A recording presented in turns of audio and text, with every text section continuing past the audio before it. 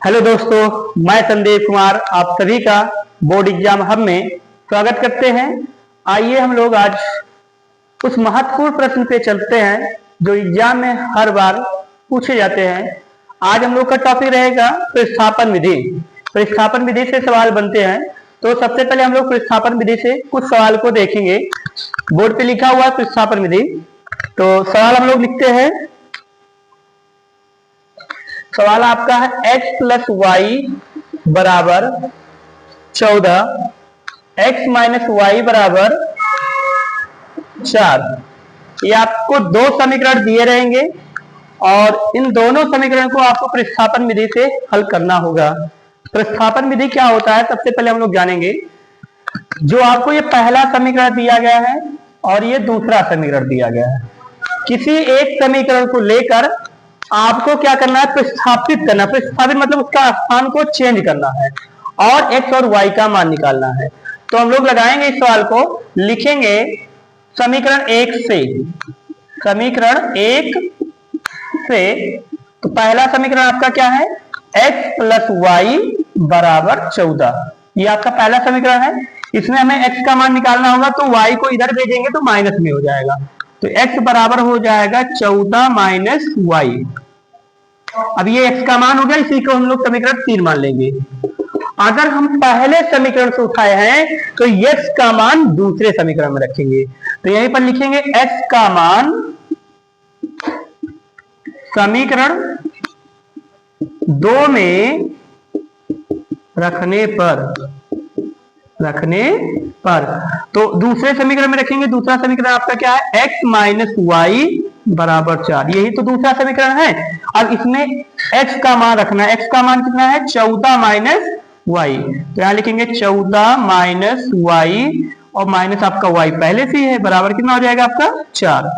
अब ये minus minus क्या हो जाएगा, जुड़ जाएंगे। तो यहाँ एक y है, यहाँ भी एक y है, तो कितना हो जाएगा 2y।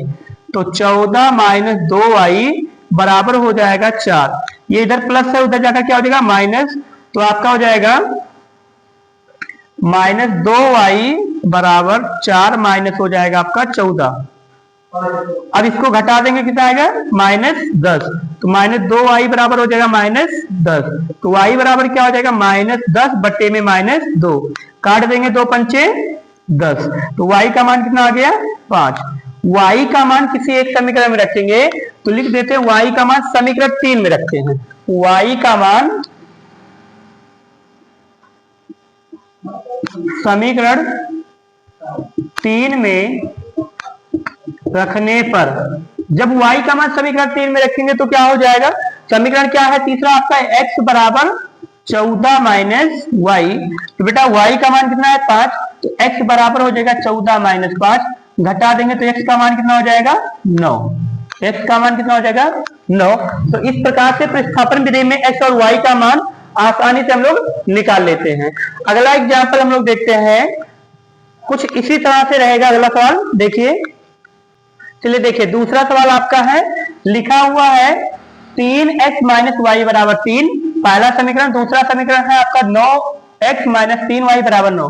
तो हमने कहा किसी एक समीकरण को लेकर हम लोग हल करेंगे प्रतिस्थापन विधि में। तो लिखेंगे समीकरण 1 से। समीकरण 1 से आप चाहिए तो एक लिख से लीजिए और चाहिए तो आप दूसरे समीकरण से कर सकते हो। किसी एक समीकरण से आपको करना होता है। तो हम लोग पहला समीकरण पकड़े हुए हैं, क्या लिखा है 3x माइनस वाई बराबर में 3। y को इधर ले आएंगे तो क्या हो जाएगा आपका प्लस हो जाएगा। तो 3x बराबर हो जाएगा 3 प्लस वाई। बेटा मुझे x का मान निकालना है, तो इन दोनों के बीच क्या है, इन दोनों के बीच गुणा है, तो इधर आकर क्या हो जाएगा भाग हो जाएगा। तो x बराबर हो जाएगा 3 प्लस वाई बटे में 3। नेक्स्ट आपका ये तीसरा समीकरण हो जाएगा। अब लिखेंगे x का मान समीकरण 2 में रखने पर, 2 में रखने पर x का मान समीकरण 2 में रखेंगे तो दूसरा समीकरण आपका क्या लिखा हुआ है 9x माइनस 3y बराबर 9। तो बेटा यहां पर लिखेंगे आप क्या 9 प्लस ब्रैकेट में आप क्या लिखेंगे 3 प्लस वाई बटे में 3 माइनस 3y बटे में 1 हो जाएगा बराबर 9। इसको आगे सॉल्व करेंगे तो यहां देख लीजिए आप लोग क्या लिखा है आपका 9 ब्रैकेट में क्या लिखा है, यहां से देखिए क्या हो जाएगा 9 ब्रैकेट में क्या हो जाएगा आपका 3 प्लस वाई बटे में क्या रहेगा आपका, ये क्या है 3 है ना, तो यहां पर 3 कर देंगे और माइनस कितना है 3 वाई बटे में 1 बराबर 9। अंदर गुणा कर देंगे 9 त्रिक 27 और 9 का वाई से कर देंगे तो 9 वाई हो जाएगा और बटे में आपका क्या हो जाएगा 3 माइनस 9 3 वाई बराबर 1, ये आपका हो जाएगा। आप इधर जाएगा तो आपका क्या हो जाएगा 27 प्लस 9 वाई 3 त्रिका 9 वाई बटे में इसको ऐसे लिख देंगे 3 बराबर 9, इधर जाएगा तो ये क्या हो जाएगा गुणा में हो जाएगा, तो 27 प्लस हो जाएगा 9 वाई माइनस 9 वाई बराबर 9 त्रिक 27 हो जाएगा। अब ध्यान से सुनना, ये इससे कट आएगा तो 27 बराबर 27 हो जाएगा।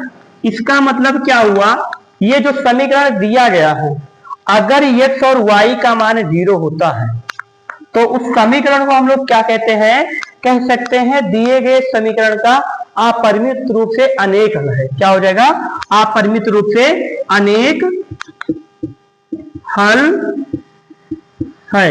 इस प्रकार से इसका आंसर हो जाएगा, क्योंकि देखिए यहाँ y से y कैंसिल हो जाएगा तो y का मान देखा जाएगा तो 0 हो जाएगा, उसी प्रकार से x का मान भी 0 हो जाएगा।